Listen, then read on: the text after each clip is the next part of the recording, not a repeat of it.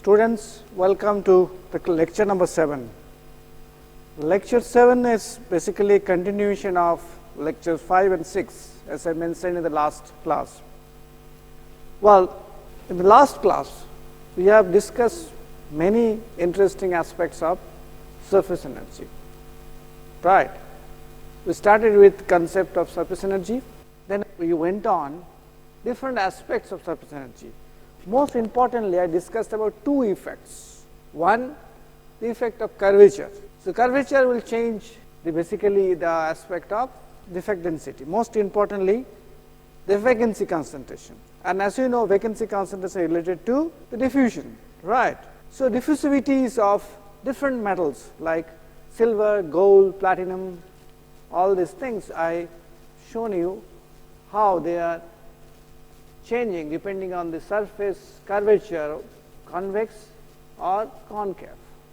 So, it was shown that the vacancy concentration XV total for concave is greater than XV total bulk better than XV total convex, right. That is because the vacancy concentration is strongly dependent on the local curvature. Then I talked about something about lattice parameter, which again I will discuss today a little bit about it to clarify certain aspects, and finally we close the lecture with some examples of sintering of nanoparticles. Please note down your questions which are coming to mind while listening to this lecture, and we can discuss these questions when we will meet over some online platform face to face for the class. Well, few things we would like to recap. First is the effect of shape. You know, nanoparticles have very high surface area to volume ratio, but that's also affected by the shape, right? The surface area to volume ratio is affected by the shape of the nanoparticle, and we have shown to you that if I change the shape of the nanoparticle from sphere to cylinder to cube, the surface to volume ratio will be changing depending on the critical dimension, whether it is a radius or length of a cube, right. This is something which we have shown you again and again. Please remember that shape plays a major role in dictating the surface area to volume ratio. Well, surface curvature I have discussed just a few minutes back. It is an important aspect. Surface curvature will be changing various things, surface energy, vacancy concentration, depending on the nature of the local curvature, whether it is a convex or concave. This aspect must be taken into consideration. You know, surface will have very peculiar curvature, local curvature, right. It is not like a fixed thing. Sphere means always a uniform curvature. They will have undulations, and these undulations are going to be changing the local curvature, and that's in turn will change the surface energy. That's something we have discussed about it. And this will have a tremendous effect on the sintering of nanoparticles, because the vacancy concentration will be changing from the convex to concave curvature regions, and that will affect the motion of atoms or motion of vacancies, and in turn motion of atoms.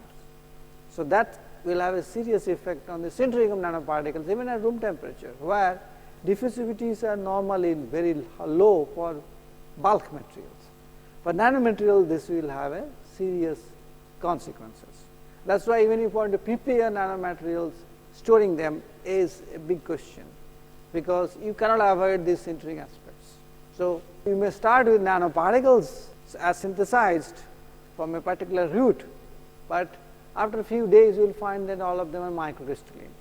So, all your money and all your time, whatever you spend to make these nanoparticles will go into vain, will be waste actually, because nobody is going to purchase those things.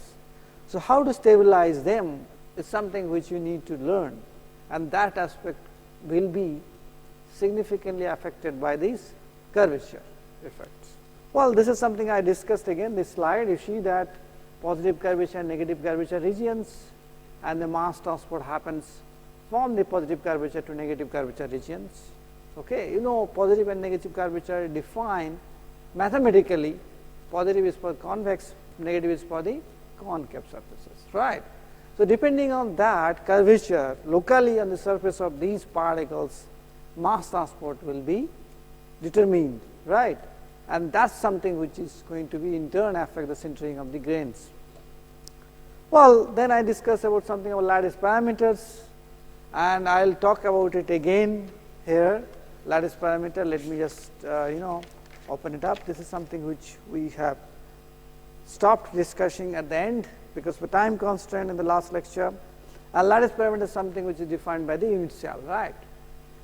This is a simple cubical lattice. Lattice parameter is given by A. This is the FCC lattice. Lattice parameter is given by A again. And again something else for the same thing for FCC and BCC has shown in color pictures. ACP you have two lattice parameters, one is C, another one is A, right. A is this dimension, right. So, the 3A lattice parameters all are same values because this is a regular hexagon, say A1, A2, or rather A1, A2, A3, right, something like this. So, that means this lattice parameters are also going to be affected by the surface energy and also the size of the nanoparticles. Well, as you have seen, the equation which I wrote at the end of this last lecture was something like this: change of lattice parameter divided by lattice parameter of the bulk is equal to gamma, which also depends on d, divided by diameter of the particles. Am I clear? Into code K by 3, right. Hope you have remembered those aspects. K is the curvature, right. K is the bulk, not curvature, remember. Kappa is the curvature, K is the compressibility.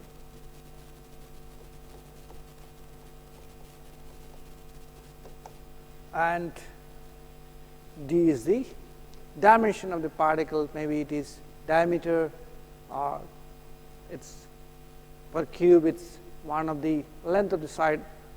It can be any other dimension also possible. So, as you can see here, although delta A by A is inversely proportional to d, but you have to understand gamma is also depends on d, right. So, it is this aspect of gamma which is going to change the magnitude of change of lattice parameter. K will be negative, and that is why lattice parameter will be decreasing, correct, because delta A is A minus A0, let's write A0 this one, because A0 is the lattice parameter of the bulk. So, that is going to be changing. So, therefore, A will be equal to A0 minus something, right, some parameter into A0. So, this factor is going to come into picture. This is going to be minus A0 into a factor, suppose C, which is this. Am I clear? So, that is what the aspect is. So, because of the gamma significantly depending on the size of the nanoparticle, your lattice parameter is going to be decreasing, and that has been observed for different particle diameters for aluminum, as you can see here in this plot taken from this paper by Olderstorff et al. And it's very clear compared to the bulk lattice parameter aluminum is something like about 4.5 angstrom or 0.405 nanometers. It can go down even 3.99 angstrom, significantly low at a lattice particle diameter of 7 to 6 nanometers. That is something which is very significant change. It is very significant. It is decreased by 1 nanometer. sorry, 1 angstrom, not 1.1 nanometers. And that means the lattice parameter shrinks a lot when you go down the size, and this can be explained using the concept of surface energy. Please remember these aspects. This is something which I could not clarify it, but now it's clarified. Okay, remember, please do not get confused that delta A is inverse proportional D. That is what you dictate upon that. So the D increases, this would increase. No, basically gamma is also depends on D, and gamma is basically has a significant effect of the decreasing of particles. So as the particle decreases, gamma is also going to be changing. Okay, so gamma is basically increasing. So because of these two effects, one side is D decreases and then gamma increases. So virtually it will depend on the ratio of gamma by D, right? That's something which will be depending on the absolute values of gamma and D at a particular value of D, a particular particle diameter. So this is something which you need to remember always. So that's first needs to be calculated using the formulae which I have given, and then put into this equation and to get the change of delta lattice parameter or the delta A. Well, so that's about the discussions. I spent about 10 minutes to do that. So let's go to the magic number in nanomaterials. Magic, how can you create magic in science? That is something which is very unusual, right? But here, the nature, Mother Nature has created magic. You can have only a few numbers by which you can play with it. You don't have a choice of all numbers with you. So what are those fortunately important numbers? Okay, like fortunate guys or girls in the class who get A grades or A plus grades. Same thing is important here. What are those numbers? But first I must explain you what is a magic number, how it is developed. This is a very not a very easy thing to understand. So I request you to please concentrate to listen the lecture very well so that you understand it well. You don't forget it.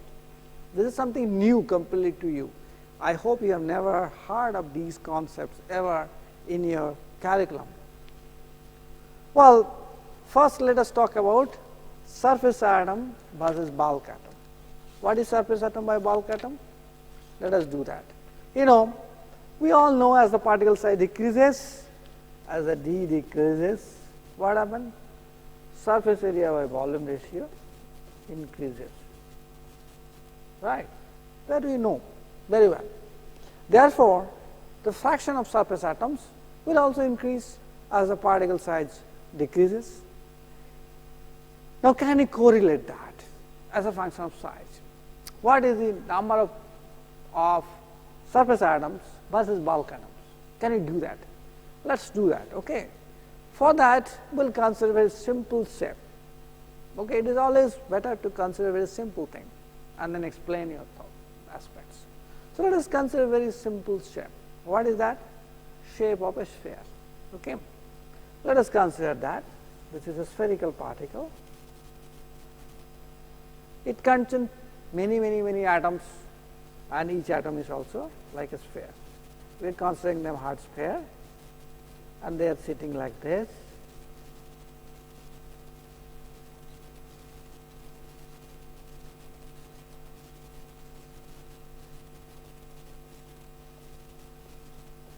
Right. Now obviously this is a center. So this is R is the radius of the particle. And let us suppose radius of each atom is RA. A stands for atom, right? So RA, right? Now if this sphere has any number of atoms, so therefore volume of this sphere will be 4/3 by RA cube. This is the volume of the each individual atom.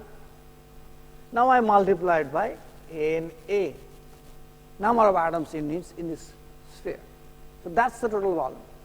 But in doing that, we are assuming that there is no space, free space in this particle, in this sphere. All are occupied by this particle. That's not true. So this is an assumption which you are making. But nonetheless, maybe 10 to 20% or 25% space will remain vacant. That can be later on added into the calculations. But for the sake of simplicity, we are not doing that right now.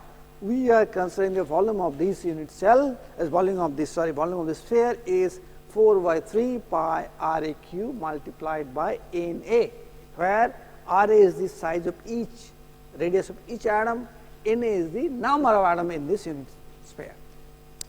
Right? Correct. So this must be equal to 4/3 pi r cube. Obviously, r is the diameter of the sphere. So volume of the sphere is 4/3 pi r cube. So I can cancel 4/3 and pi. I get what? I get r is equal to r a multiply n a to the power 1/3. This is the relationship between the number of atoms and radius of each atom. That is easy to calculate. For copper, you know what is the size of copper atoms with the sphere radius, right? So now, correct. So what is the surface area of these atoms, of this sphere basically? So A is the surface area of the sphere. That's nothing but 4 pi r square. Surface area of the sphere. So that's nothing but 4 pi r a square n a to the power 2/3. Am I right?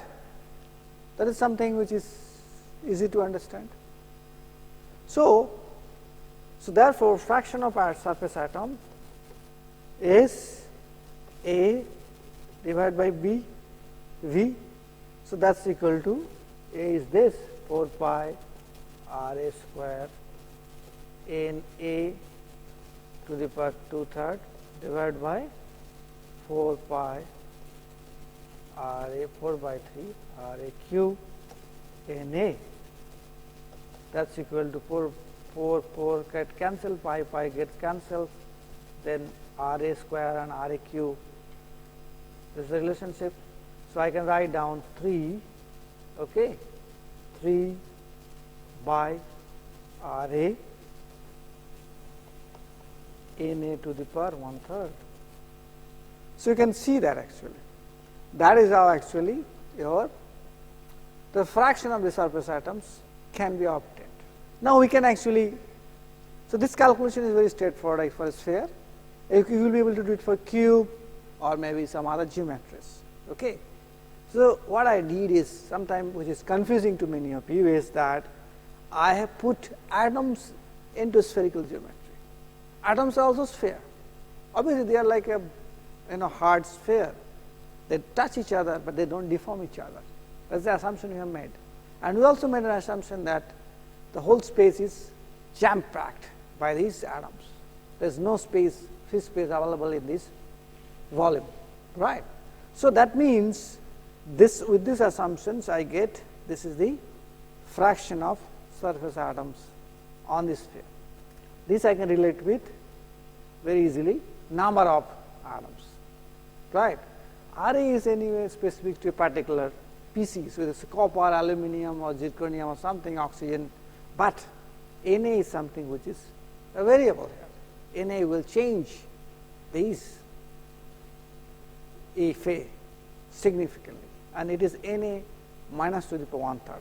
So I can write down for a particular species, this is a constant term, and then it's become Na 1/3 minus 1/3. Okay.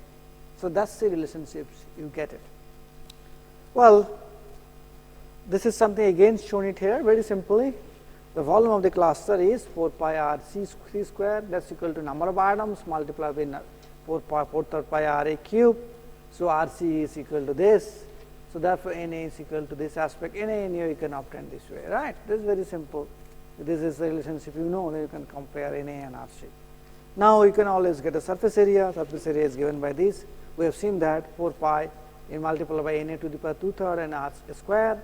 So number of atoms in the surface is basically surface area volume ratio is C by A, okay, or they are talking about A, right? Yeah, so we can do it this way also. That's nothing but the cluster surface, okay, C is the surface area. So that's way you can remove the what? You can remove these RA actually from this So that, but finally it becomes like this, a constant term Na to the power 1/3. You can use either way. I've kept it open. Okay, this is taken from R.L. Johnston atomic and molecular clusters. Okay, this is also equally good.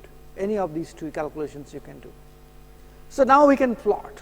We can plot this data, fraction of surface atoms versus Na to the power -1/3. What do you see? You see, this is the theoretical limits, these blue dots given by the calculations, right? That's nothing but relationship with respect to Na to the power -1/3. That's what it is. You can plot it again yourself. That's the scaling law. Scaling law says the Fs is basically theoretically, I can write down theoretically is proportional to Na -1/3, and that relationship is this. Okay, now we have made many assumptions first of all in the theory. Not only that, many theories may not exactly match with the experimental things. So, you know, most easy lowest surface energy cluster for the liquids actually. For solids, yeah, they exist but very rarely, is an icosahedral cluster, which is nothing but a 13 atom cluster. Icosahedron, I will show you the picture of that. Icosahedron is the shape which forms these kind of clusters. Okay, so those clusters will not be following this particular relationships, and they will deviate it as the Na goes beyond 0.15 or so. You can see here from there it is deviating significantly. So larger clusters, larger value of N is, this deviation is significantly observed. For smaller one, there is no change between whether you use theoretical limits and the icosahedral clusters. Okay, so SA provides a good first approximation for the whole understanding. It's reasonably good, right? It's not deviating as much as we have thought initially, because we are making so many assumptions in this hard sphere model, and the space is fully occupied by the atoms. Those things are actually, even if taken into consideration, still doesn't make our calculation way off from the experimental ones. Okay, so that's what is something which is very interesting. It doesn't make the calculation strongly depend on that. But you know, so far so good. This is understandable, right? You can easily do that, this math. Okay, those of you who have knack of mathematics, you can easily do these calculations for icosahedral clusters or spherical clusters. Okay, it doesn't matter. But life doesn't end there. Most of the nanoparticles are crystalline. Like think of gold, aluminum, copper, platinum, silver, many others. Or you can think of iron, you can think of tungsten. So they have definite crystalline structure. That crystalline structure will not allow them to go into spherical shape, right? Obviously, there is underlying crystalline structure, and this crystalline structure determines the surface energy actually. We know that surface energy of these different kinds of the material depends on the shape, or it dictates the shape, okay? Because it depends on the orientation, crystalline orientations. As the surface energy depends on crystalline orientations, their variation will dictate which shape a particular material will take, right? Because they are crystalline, they are not amorphous. If they are amorphous, then there is no anisotropy of surface energy. Okay, surface energy could have been completely isotropic, same in all directions. But because they are crystalline and they have definite atomic planes with different densities, okay, surface energy is going to be varying from one plane to other planes. And you know, surfaces, the materials are very clever, very intelligent. They will always try to create a surface which is the least surface energy. Then we spend least energy, right? We also like that. Given a choice, you will not listen to my lecture, you will try to go and back to your room, sleep or something, do something else, but definitely not listening to this kind of these lectures. Who will understand that? So that's what it is. That's materials are also like this. Okay, so what is the effect of these, what do you say, this crystalline structure? Well, because underlying crystalline structures are built in, now we'll discuss something about that. And as I said, okay, and as you know, 70% of these periodic tables are basically metals. Am I clear? They are metals. And many of these have face-centered cubic structures. And what happened in face-centered cubic structure? This is the face-centered cubic lattice, okay, as you can clearly see. Is it or not? Well, is it? It is not, right? It is this FCC unit cell, but shown in a different way, right? These are your face-centered atoms, okay? Corner atoms are displaced, okay? So now, as you clearly see, if I put an atom inside this unit cell, there are 12 neighbors, right? How do you know? 4 plus 4 plus 4, right? In FCC and HCP unit cells, we know the coordination number is 12. There are 12 atoms. This is a way of representations to show you in a different way so that you can understand there are 12 really there. Otherwise, you have to calculate it. You have to go and find it. But you know that there are 12 nice tables, right? So now this shows the whole perspective view. So now the single layer, okay, so we'll go back, yeah. So this is, along with this, there are 13 atoms in it, right? And that retains the FCC symmetry, right? 12 coordination number in FCC symmetries. Symmetries basically depend on the crystalline, underlying crystalline structure. Okay, in a cube, most important is direction is threefold directions. Okay, F3 M bar, FM3 F bar M, right? And the two mirror planes. So now the question is this: if this is the coordination, and by which you want to form a nanoparticle to a 13 atom cluster, basically, okay, then it has, this is a single layer, right? And all these atoms are sitting on the surface. Am I clear? Except the central atom. Central atom is within the bulk, and all the atoms are sitting on the surface. Correct? So these aspects must be built in. We are only thinking of spherical iconodal clusters. That's not be true always. So what is important is to consider the underlying shape or the crystalline structure of this material to generate these shapes. So now let us do that. Now suppose therefore in single layer of the surface atoms, 12 surface atoms. Am I clear? And so that's called single layer, n equal to 1. That's my gold 13 atom cluster, right? You can understand that. And it is a diameter of 0.86 nanometers. You can do that. By knowing simply diameter of gold atom, you can calculate that. That's not difficult because you know the FCC structure. So now if I want to retain this symmetry of the FCC structure, if I want to do that, I put another layer, right? So if I put another layer, you must be thinking 13 into 13 will be 26. No. If you really want to retain the symmetry, what you need to do is to create a cuboctahedral symmetry, which will come to a little later, okay? Correct? So as you see, this is that cuboctahedron symmetry, okay, of this is what is a cuboctahedron symmetry shown on the right side. It will have about 13 atoms again, but this is a 14-sided solid. Unlike cube, 6-sided solids, the 14-sided solids, okay? And because it's a 14-sided solids with the 6 square faces and 8 equilateral triangles, okay? I don't know whether I'll show you that, okay? Where is that? This is what it is. This is a cuboctahedron.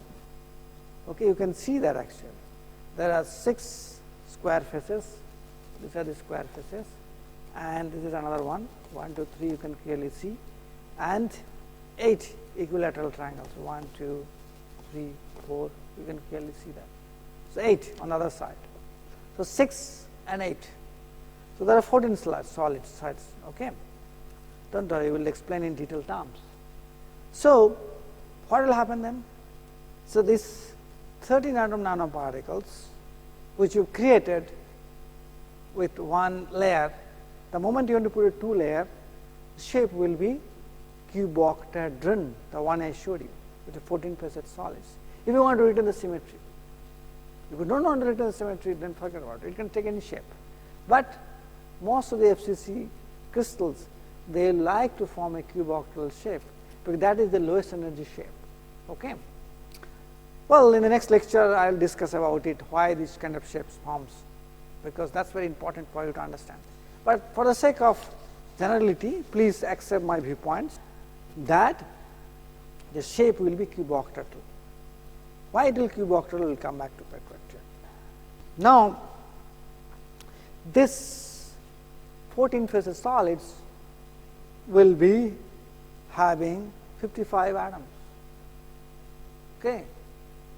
Because atoms can sit in the corners as well as the center of these faces also.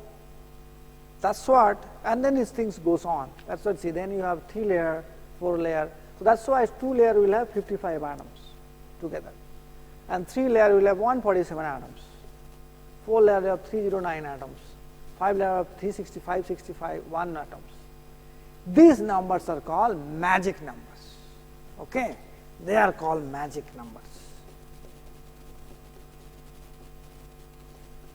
Here they are coming from magic. Correct? Now you understand why they are called magic number. This number, you see, that's why 13 is always a good number, right? But we always think 13 is a bad number.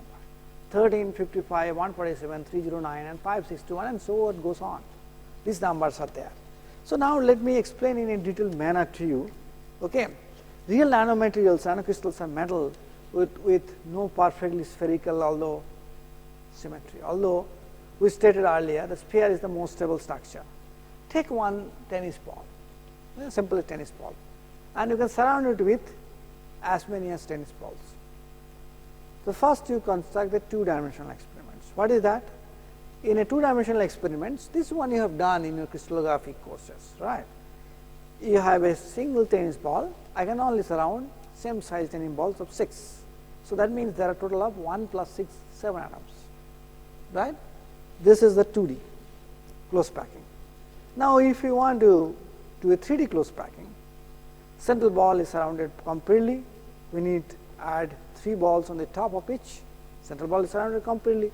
We need to add 3 balls on the top and 3 balls at the bottom to satisfy the bonds of these 6 atoms surrounding the central ball, right? So, the magic number is 13. You see that? 6 plus 6 plus 1. So, if I consider this central ball is completely satisfied by bonds, that becomes a bulk atom. On the other hand, these red color atoms are surface atoms.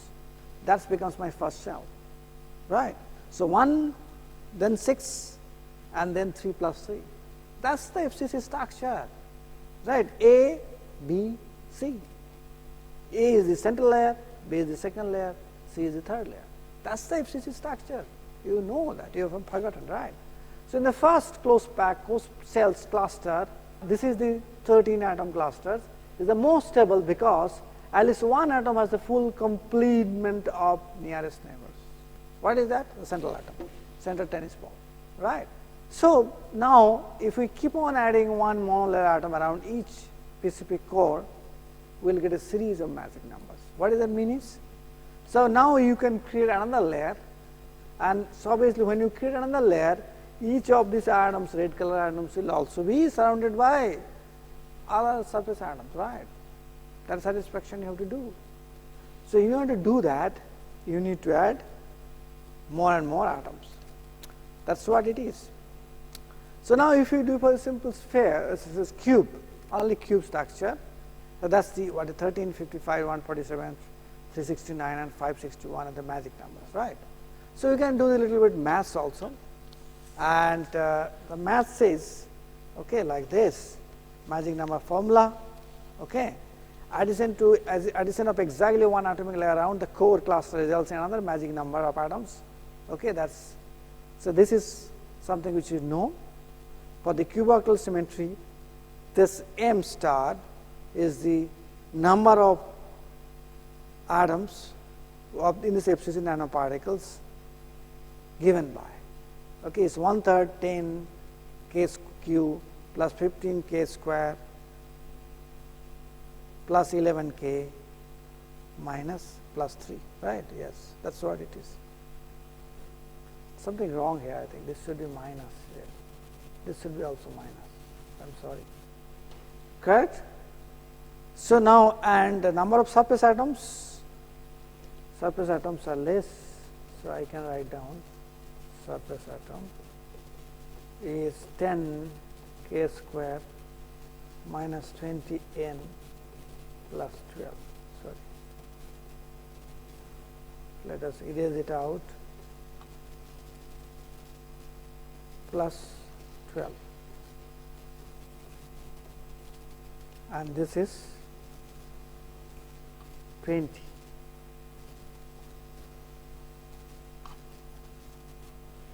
You must be wondering where from these formulae are coming. Well, these formulae are coming by the geometrical constructions. You can do that yourself. I am not doing it because that will take a lot of time, but these are available in literature, and please do this, okay, for your understanding. So, that is something which you need to know very well, and okay, I am not doing it again and again for you, because you also need to do some homework, right. There will be no mid-sem exam, looks like no mid-sem exam online lecture. So, your home assignments will be this, and here you will not get very easily from different internet sources. You have to really think and do it. So, you got it. So, there are other formulae exist for other geometrical structures. This is for cubic crystals with cuboctahedral structures, right. This is very important for you to understand. So, what do you understand? So far, whatever we discussed. First thing you understand, so let me go back, I will come back again, our magic numbers. First thing you understand that we can calculate for a specific number of atoms in a cluster, okay, fraction of surface atoms, and it is very easy to do it for spherical, okay, spherical shape actually. So, you can do that, and it becomes n to the power minus 1/3, the fraction of surface atoms. And you can see that that is a theoretical limit, n to the power 1/3 minus 1/3, but real crystals will have shapes. Because of these crystalline shapes, it will have a definite number of atoms, which will be stabilizing the structures, and that is what is the magic numbers. Okay, we started with the FCC unit cell, then slowly we built up the structure layer by layer and showed you how these magic numbers are coming. Correct? Please remember these, which I have just shown you. This is for your understanding how we can create a 13 clusters atom, and then you can do the second layer, how the 55 cluster atom will be created. I also discussed this cuboctahedral shape of 14 face solids, and then number of atoms sitting as that. So, 42 is with the number of atoms in that cuboctahedral shapes, right. Obviously, 13 is here, 42 is there, then become 55. So, now let us show this table. I think I have somewhere there. So, this is a cuboctahedral structure, and this is better to hear. Okay, so, what do you see here? In a cuboctahedron, you have this square face. Okay, there are 6 square faces, and then you have triangular faces. Okay, so that is you see here, correct, and you can create a structure by this way, by adding atoms. Very easy to do that. This is something which is there in the books, and this is on a magnetite crystal. These are the different planes of the atoms. Configuration hardly spherical, the consequence of packing hard sphere. Okay, low index planes 1, 0, 0, 1, 1, 1 comprise the facets of inverse spinel magnetic nanocrystals. Okay, this is what is observed in cubic structures. These kind of shapes are stabilized. Well, so therefore, this is the magic numbers of that. So, if n is equal to 1, okay, remember that this is not 2. Okay, basically, why it is calling 2? There is a central atom, and then you are putting around that there are 12 atoms, then become 13 atom clusters. The central atom become 1, and the surface atom become 12. That gives you surface to bulk ratio 12. The fraction of surface atom is 92%.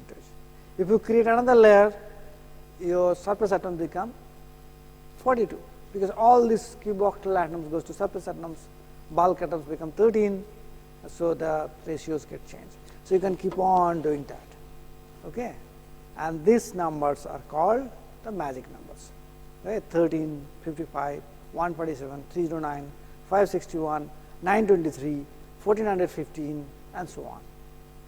So you can create bigger and bigger clusters, right? So that's something which you should remember. Now, in the last part of my lecture, which I am going to do is to show you something new. Something new means something which you have not read about it. You know, vapor pressure of nanocrystalline material also depends on the size and the surface energy, right?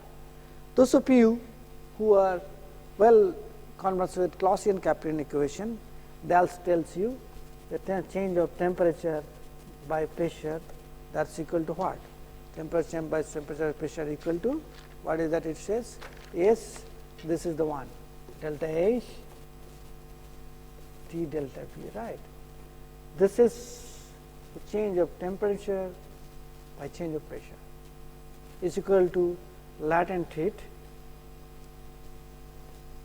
that is delta H, temperature transformation and volume change. This is the Clausius-Caprillian equation. If you apply pressure on ice, it melts to water, because ice has more volume than water. That comes from these. Okay. Now, we can modify these equations taking into consideration the size of the nanoparticles. Okay. And this is can be easily done by using concept of free energy, which I am not doing that.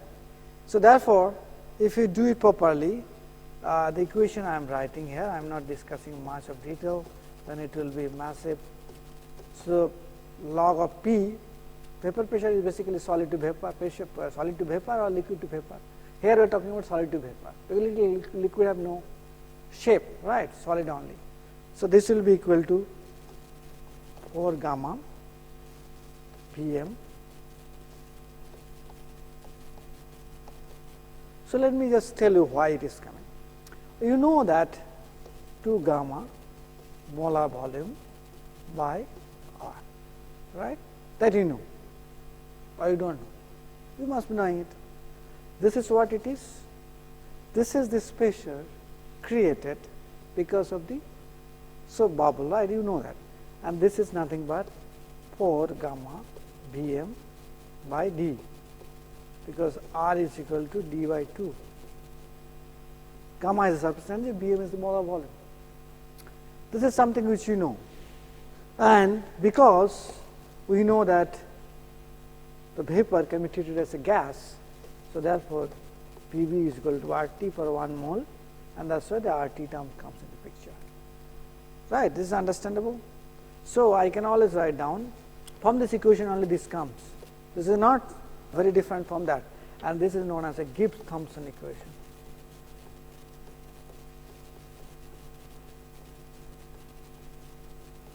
Correct.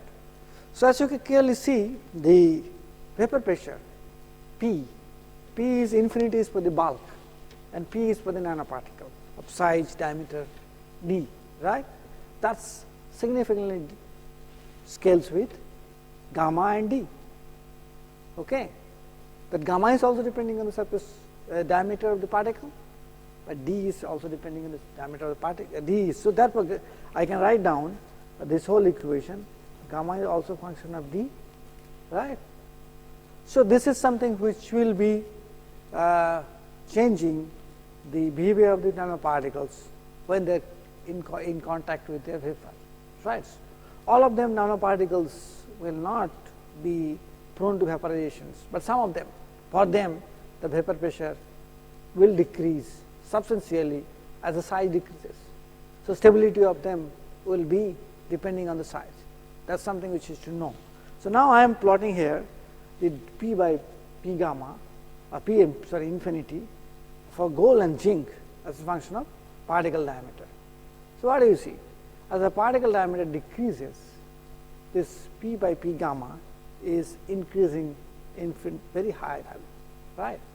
And this is 1 atmospheric pressure 10 and 100. So, therefore, okay, P infinity is basically bulk, that is a flat surface. So, the drastic increase in the ratio as small particle size, huge increase, not drastic. It will be huge increase of ratios for the particles. Now, next plot, which is the last plot for this class, is the vapor pressure ratio of a curved plane P over a flat plane P for zinc, okay, and this is 1 by R. What do you see here? There are two sets of curve. Okay. Why? Because one is for convex, other one is for concave. So therefore, not only size, but also the curvature will also dictate the vapor pressure. Why? Because 1 by d is basically curvature, right? We have seen that. 1 by r can be related to 1 by d is basically curvature. So therefore, both the size as well as the curvature will dictate the vapor pressure ratio, and that is something which is important to consider. So as you prepare nanoparticles, they will have different sizes, different curvature locally, and that will affect this. Okay, so let me stop here.